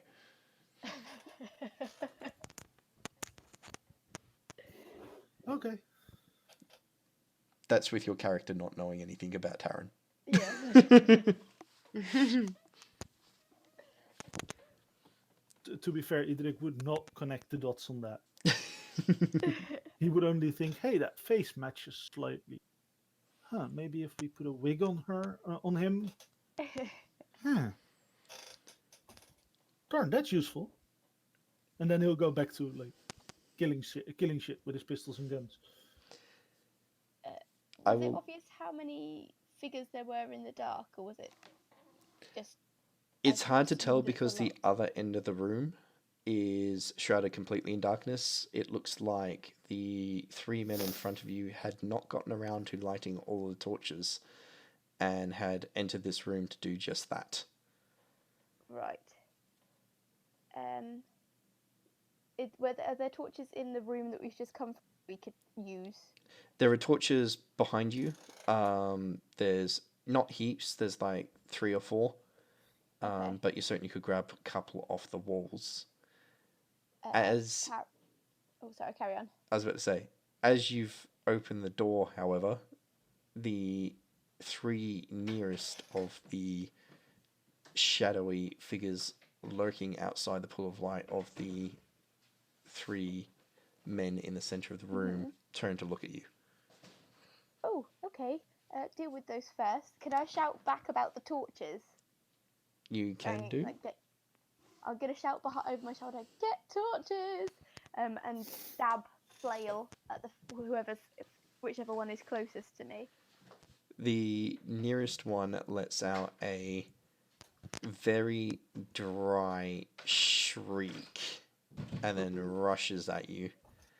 And as it approaches into the pool of light shed by Alara's torch, you see that it looks like the body's on the table. Oh. Right. In which case, Tarin's gonna squeak, like, in kind of fear and shock, and close his eyes and just, like, stab, like, in the right direction of the mummy or zombie, whichever one it is. The mummy. The mummy. Momsy. It's a mumby. Mumby. Noted. Glenn, Yep. considering I was standing guard with my rifle at the ready to shoot anything that moves, Yep. could I take a shot as soon as it shrieks and runs? Can do. What I am going to say is that those with ranged weapons will get a free action shot because you're prepared for this and you've snuck up behind it.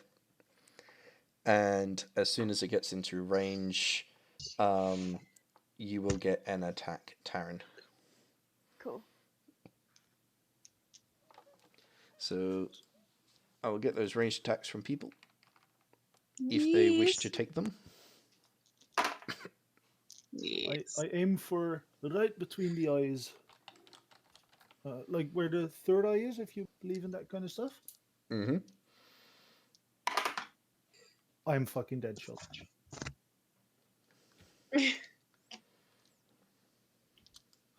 I don't think I need to add anything to see if I hit. Glenn. What do you roll? 3 6s. Plus 4. Noted. Is 22. If I mathed that correctly. So it did that kind of thing when it screeched. Lovely. That was a legendary roll, wasn't it? Yes. That yes, was a legendary You're shot. going to come up against a boss zombie later on as a result of that. Yeah. Thank you very much. Well You're done, Bennett. welcome. We will now encounter a zombie ship at some point. No, no. Oh, no. Radio. They're light sensitive. We're above the clouds at that point. I think we're fine.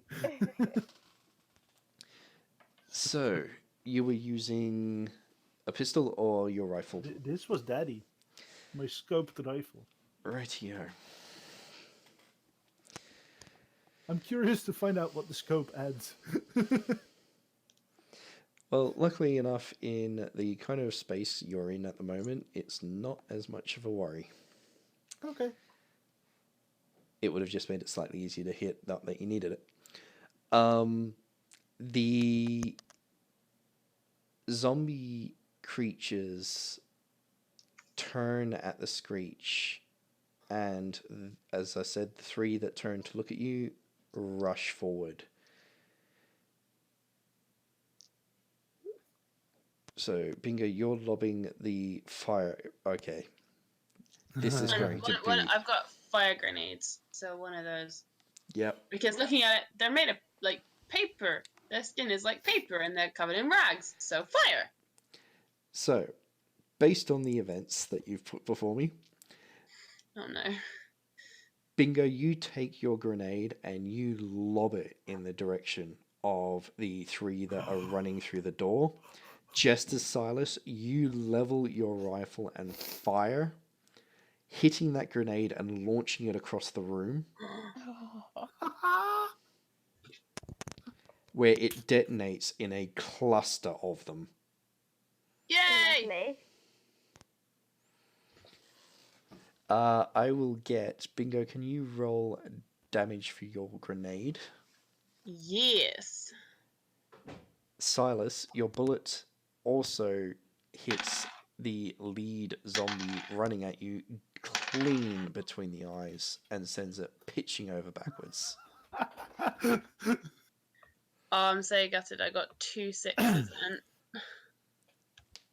and Glenn, Yep. do I get stunts and or do I roll damage? Roll damage and you do get stunts. Okay. So, Bingo. Is it double dice or just normal dice for this triple sixes? For damage. Yeah. It is just normal dice for damage. Normal dice. Because you, with stunts, you can actually add extra. And with 6 stunt dice, you can get, I think, Mighty Blow, which is like an extra 2d6. I can get lethal blow. Sorry, that's it. Then... Yeah. Radio. Bingo, your grenade, which you'd originally aimed for 3 of them, has rocketed across the room inexplicably from the shot of from Silas, and landed in a tight cluster of them and shredded 5. yeah.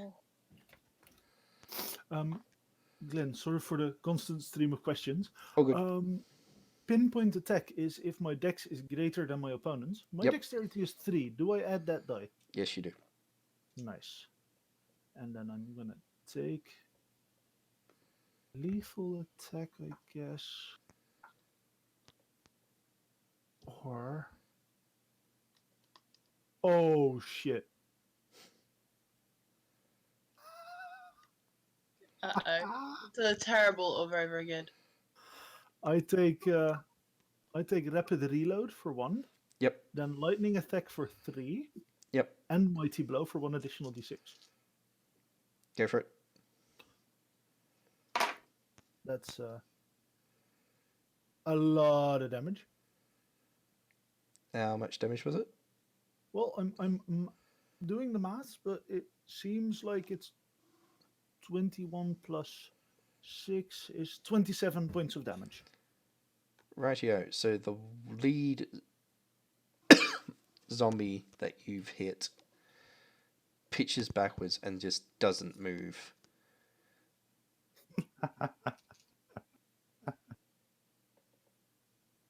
So roll damage for your second attack. There were zombies with weapons, right? In the middle? The ones in the middle are not zombies. They are actually, as far as you can tell, still alive. But they charge for us as well? No, they're back to back with each other. It looks like they've been trying to fend off zombies. Okay, for now I'm not gonna kill one of them then. Yet. I'm gonna shoot one of the zombies. I don't really care to specify which one, but you can pick which one is the closest. So the next closest will be the one on the right, and then there'll be one on the left.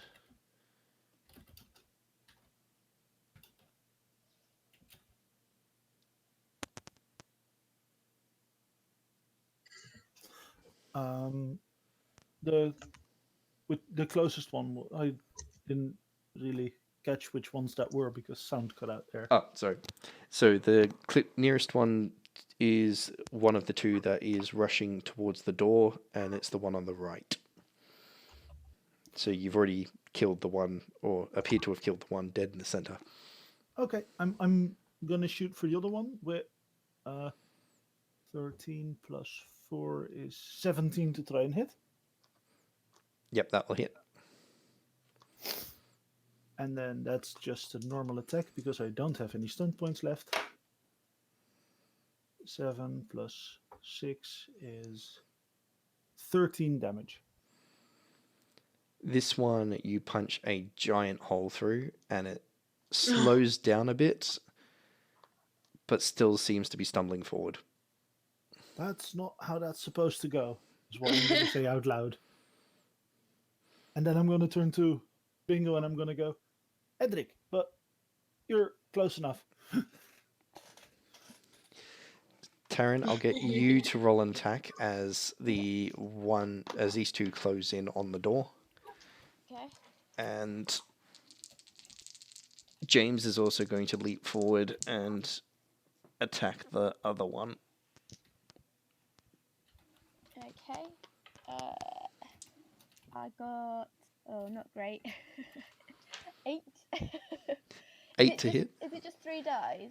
It 3 dice, is sorry. 3 dice, and then you add your... you're using a short sword and dagger, right? I believe that's add your accuracy. Add my accuracy. Okay, I've got 10 in total.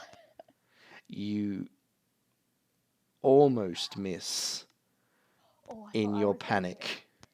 Okay. And at the last minute, adjust and sink your weapons into it. You feel really squeamish as you feel your weapons make contact. But roll your damage. Roll my damage. Okay. So my dagger, 3 plus 1, which is 4. For my short sword, 5 plus 2, which is 7. Noted. This is why you deal damage from afar. You don't have to feel the ick. It saves a lot when not looking at the... It's squelchy. So James has leapt forward and slung a slice across to try and catch this thing in the neck, and lands his blow and sends the head rolling, and then starts skittering backwards on his heels as the body flails at him before falling down. And you hear him groaning about, that's just not natural.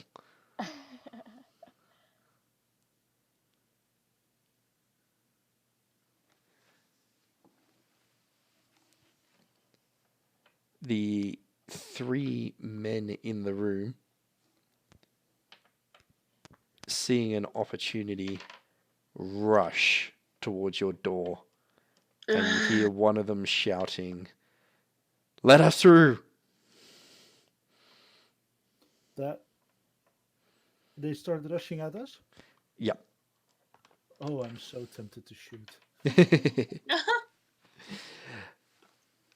And based on time, I think this is a perfect time to leave it on a cliffhanger. Yeah. We can discuss whether or not we want to let them through. Yeah, that's a good idea, actually.